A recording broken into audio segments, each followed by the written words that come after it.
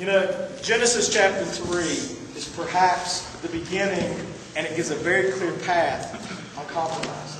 If you find yourself in these areas, then that's how it becomes a tool for you to know that you are compromising yourself. Now, for those of you who don't know, Genesis chapter 3 is the record of the fall, where Satan came to Eve and said, God's lost it. You old guy, he's just lost it. Man, you're not going to die.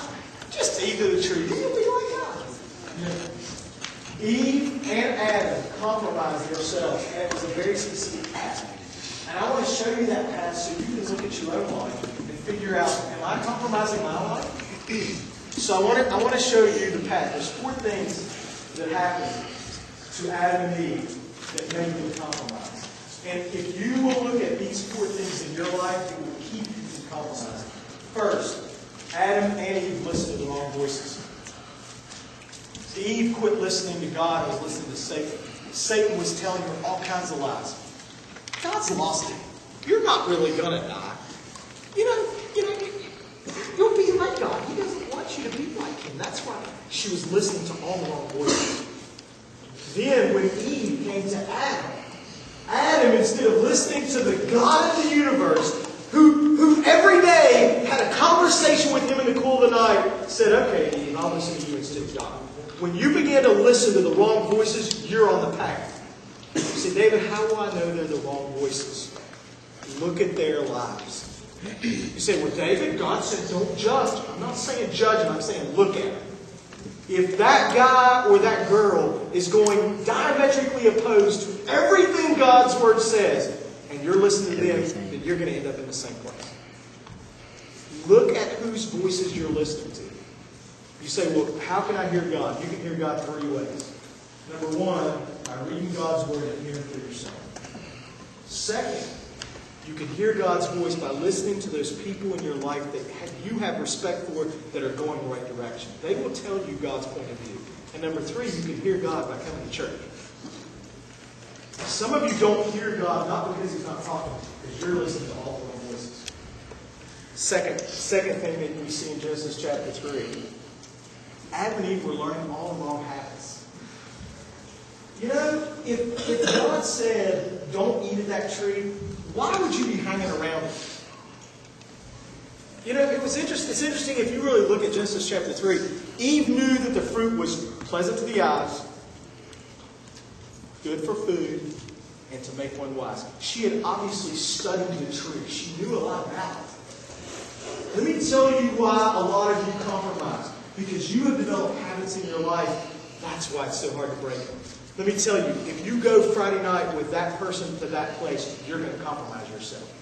So here's a stroke of brilliance. Don't go! Don't be there. Some of you have bad habits, and every time you get with that person and you go to that place, you do that thing. Why do you think you can do what you've always done and get what you've always got? If you want something different, then you've got to do something different. You've got to break the bad habits. You know, my mom comes in the room and I start screaming at her. That's a bad habit. How do they get you knocked out and grounded from time to time? You know what I mean? You gotta look at the bad habits. And you got to break the bad habits. I want you to see the third path to compromise. Adam and Eve always looked to the wrong people. You know, Adam looked to Eve on whether or not it was right. Eve looked to Satan on what it was right. Do you know the only person that you can look to that's always going to lead you in the right direction is God? You guys want to look at friends, you want to look at pastors, you want to look at bus workers, you want to look at school teachers, you want to look at, Michael Jackson, you want to look at Michael Jordan. OJ. You want to look at these people. And then you wonder why you compromise. If you go home tonight and there's a picture, a poster of Michael Jackson on your wall, I can guarantee you that you'll probably compromise. That's not all they're doing.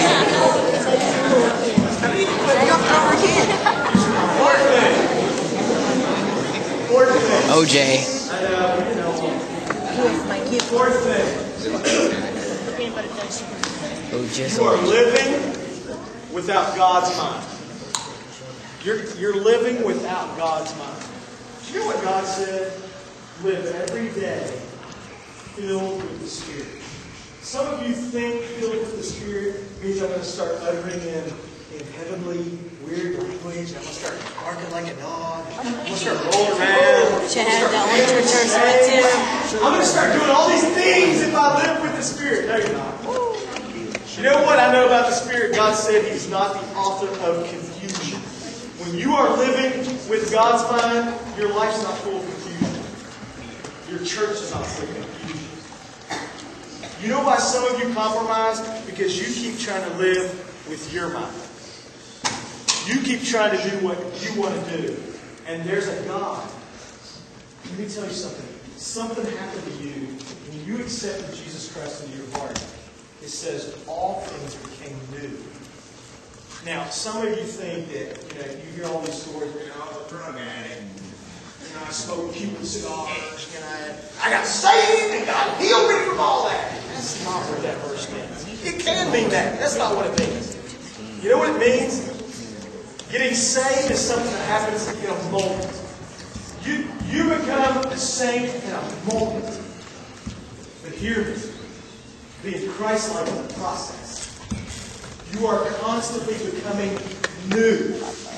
The things in your life are becoming new. You know why God said it's becoming new? Because you're changing all the time. Some of you are about to graduate and go to college. Everything's going to be new.